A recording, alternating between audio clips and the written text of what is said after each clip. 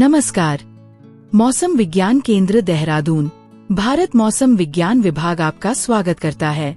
पिछले 24 घंटों के दौरान उत्तराखंड राज्य के अधिकांश स्थानों पर हल्की से मध्यम वर्षा दर्ज की गई तथा कुछ स्थानों पर भारी से बहुत भारी वर्षा, गर्जन, आकाशीय बिजली एवं तेज बौछारें देखी गयी।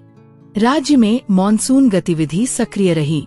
वर्षा की मुख्य मात्रा: Banbasa 161.0 mm, Bhagwanpur 95.0 mm, Haridwar 93.2 mm, Haldwani 90.0 mm, Lansdowne 88.0 mm, Didihat 86.8 mm, Dakpathar 85.2 mm। Uttarakhand के अगले 7 दिनों में अनेक से लेकर अधिकांश स्थानों पर हल्की से मध्यम वर्षा की संभावना है। उत्तराखंड राज्य हेतु 5 दिनों की जनपद स्तरीय मौसम चेतावनी। 22 जुलाई 2025 को उत्तरकाशी, देहरादून, टिहरी एवं रुद्रप्रयाग में कहीं कहीं बहुत भारी वर्षा, आकाशीय बिजली तथा झोंकेदार हवाएं संभावित है।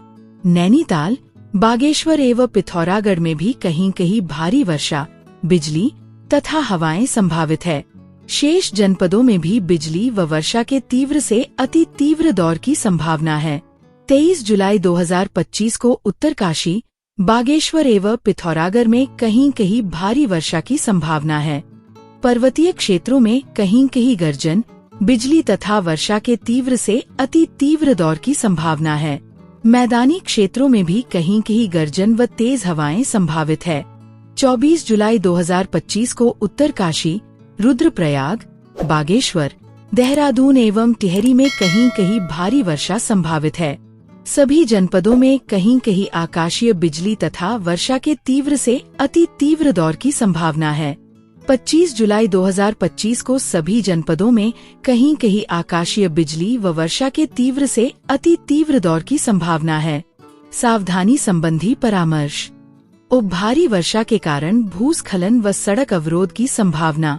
नदी नालों के जलस्तर में वृद्धि, विशेष रूप से संवेदनशील क्षेत्रों में। आकाशीय बिजली से जानमाल की हानि की संभावना। किसान अपने खेतों में जल निकासी की व्यवस्था सुनिश्चित करें। मौसम खराब होने पर घर के अंदर रहें, खिड़कियां बंद रखें, जानवरों को बाहर न बांधें।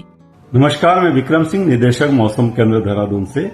उत्तराखंड के लिए मौसम की बात करें तो आज 21 तारीख जुलाई की हो रही है और पास्ट 24 आवर्स में अच्छी रेन थंडरस्टॉर्म एक्टिविटी पूरे प्रदेश में मिली है ज्यादातर जगहों में, और हैवी से वेरी हैवी रेन्स भी जो है कुछ जगहों तक में वो मिली है। तो मानसून है पिछले 24 आवर्स की बात करें तो उसमें एक्टिव रहा है 22 को, तो 22 में भी ठीक ठाक एक्टिविटी रहने वाली है।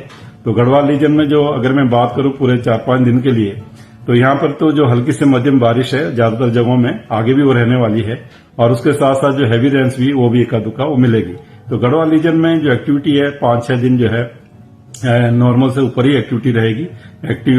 एक्टिव मानसून एक्टिविटी आप कह सकते हैं। लेकिन कुमाऊं रीजन में जो एक्टिविटी वो थोड़ा कम रहेगी। तो आप ये कह सकते हैं कि वहां पे तो नॉर्मल के आसपास एक्टिविटी मिलनी चाहिए लगातार 4-5 दिन आगे। तो इसकी वजह से आप देखेंगे कि कहीं न कहीं जो रास्ते हैं उनमें लैंडस्लाइड, ये चीजें धीरे धीरे बढ़ती जाएंगी। इस तरह की चीजें खासकर गढ़वाल रीजन जैसे मैं बोल रहा हूं, और इसके साथ साथ गाड़गदरों में भी जो जल स्तर है वो बढ़ेगा। तो 4-5 दिन बारिश की एक्टिविटी जो है, इस समय जो मानसून सिस्टम है वो एकदम फुटिल पे आ गया है, जो भी मानसून ट्रफ वगैरह है, और फ्लो भी अच्छा मिल रहा है, जिसकी वजह से मॉइस्चर भी खूब यहाँ मिलेंगी। तो उसकी वजह से जो अच्छी रेनफॉल एक्टिविटी है गढ़वाल रीजन में खासकर वो 4 से 5 दिन ठीक ठाक रहने वाली है, और कुमाऊं रीजन में नॉर्मल के आसपास वो रहेगी। तो इस तरह की स्थिति है। तो इसमें लोगों को चाहिए कि अननेसेसरी जो आवागमन ना करें, जहां जरूरी है तो उसमें भी काफी सतर्क होकर आवागमन करें, और रास्ते बंद है या इस तरह की चीजें हैं तो इसके लिए भी जानकारी लें जो है प्रशासन से, और तब ही आप आगे बढ़े जिससे कि परेशानी से बचा जा सके। जो लोग वनरेबल एरियाज में हैं, विशेषकर गढ़वाल रीजन के, तो उनको काफी सावधान रहना, चाहे वो लैंडस्लाइड की दृष्टि से है या फिर जो है नदी नालों के आसपास है, वहां भी जलस्तर बढ़ेगा, तो उनको भी काफी सतर्क रहने की जरूरत रहेगी। तो यही मैं कहना चाहूंगा। नमस्कार।